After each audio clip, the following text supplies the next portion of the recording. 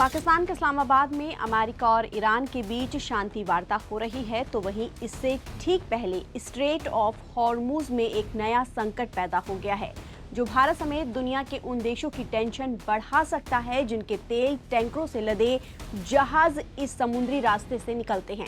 The New York times की एक report के मुताबिक स्ट्रेट ऑफ हॉर्मुज को पूरी तरह से ना खोल पाने के पीछे ईरान की कोई कूटनीतिक चाल नहीं, बल्कि एक गंभीर तकनीकी दिक्कत है। अमेरिकी अधिकारियों के हवाले से द न्यूयॉर्क टाइम्स ने कहा है कि पिछले महीने युद्ध शुरू होने के बाद ईरान ने आनन फानन में छोटी नावों के जरिए हॉर्मुज में समुद्री बारूदी सुरंगें बिछाई थी। उन्हें अब ढूंढ वो नहीं पा रहा है।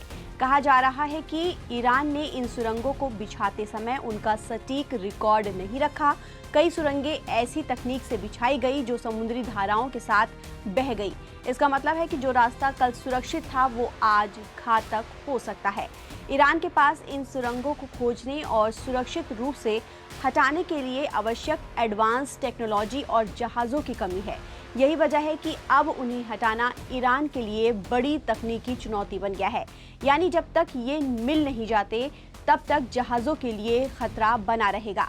बता दें कि हॉर्मुज जलडमरू मध्य वैश्विक ऊर्जा आपूर्ति के लिहाज से बेहद अहम है।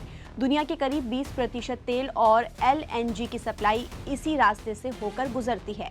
अगर ये बंद हो जाए या जहाज़ों का आवागमन कम हो जाए तो पूरी दुनिया में तेल की कीमतें आसमान छूने लगती हैं। ईरान ने पिछले महीने अमेरिका और इजराइल के हमलों के जवाब में इस समुद्री रास्ते में बारूदी सुरंगें बिछाकर इसे बंद कर दिया, जिसके बाद से दुनिया भर में तेल की कीमतें आसमान छूने लगी और ईरान को युद्ध में अपनी स्थिति मजबूत करने का एक बड़ा मौका भी मिला। हालांकि ईरान ने हॉर्मुज में एक संकरा रास्ता खुला छोड़ दिया था, जिससे शुल्क का भुगतान करने वाले जहाज़ों को गुजरने की इजाज़त मिल गई थी। अमेरिकी अधिकारियों के मुताबिक ईरान ने समुद्री बारूदी सुरंगें बिना सोचे समझे बेतरतीब तरीके से और अनियमित तरीके से बिछाई। कई बारूदी सुरंगों का रिकॉर्ड भी नहीं रखा। जहां रिकॉर्ड था वहां भी कुछ बारूदी सुरंगें बह गई या अपनी जगह से हिल गई। अब ईरान को नहीं पता कि कितनी बारूदी सुरंगें कहां पर हैं। ऐसे में माना जा रहा है कि इस घटनाक्रम से पाकिस्तान में वाशिंगटन और तेहरान के बीच होने वाली बातचीत पेचीदा हो सकती है। राष्ट्रपति ट्रंप ने शर्त रखी थी कि बातचीत तभी आगे बढ़ेगी जब जहाज़ों की आवाजाही पूरी तरह से बहाल होगी।